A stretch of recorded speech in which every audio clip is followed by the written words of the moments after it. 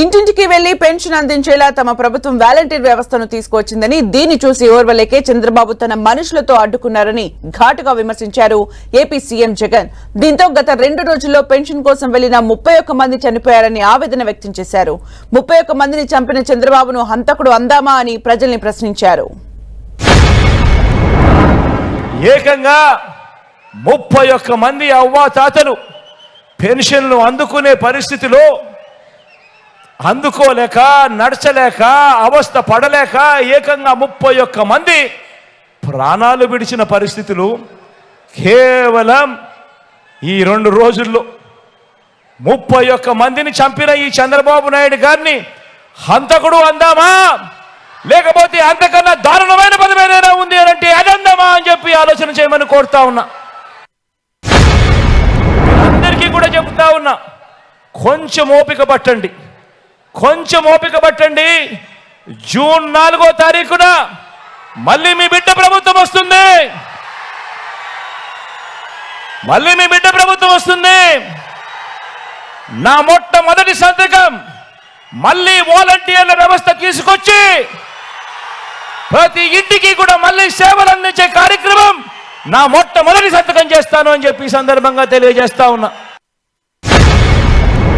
మరి 14 ఏళ్ళు సీఎంగా చేశావు, 3 సార్లు ముఖ్యమంత్రిగా కూడా చేశానని చెప్పుకుంటావు. మరి నీ పేరు చెప్తే కనీసం ఒక్కటంటే ఒకటైనా నువ్వు చేసిన మంచి కానీ, నువ్వు చేసిన ఒక్కటంటే ఒకటైనా నువ్వు చేసిన స్కీమ్ కానీ నీ పేరు చెప్తే ఏ ఒక్కరికైనా గుర్తుకు వస్తుందా చంద్రబాబు అని అడుగుతా ఉన్నాను.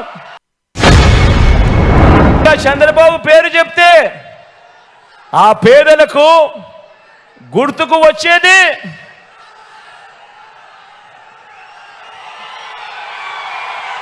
పైగా చంద్రబాబు పేరు చెప్తే పేదలకు గుర్తుకొచ్చేది వెన్నుపోట్లు, మోసాలు, అబద్ధాలు, కుట్రలు, కుతంత్రాలు. ఇవి చంద్రబాబు పేరు చెప్తే గుర్తుకొచ్చేటివి. మంచి చేశాను కాబట్టే మళ్ళీ ఒంటరిగా ఆత్మవిశ్వాసంతో మళ్ళీ ప్రజల ముందుకు మీ బిడ్డ ఆశీస్సుల కోసం మళ్ళీ వస్తా ఉన్నాడు అని కూడా ఈ సందర్భంగా తెలియజేస్తా ఉన్నాను.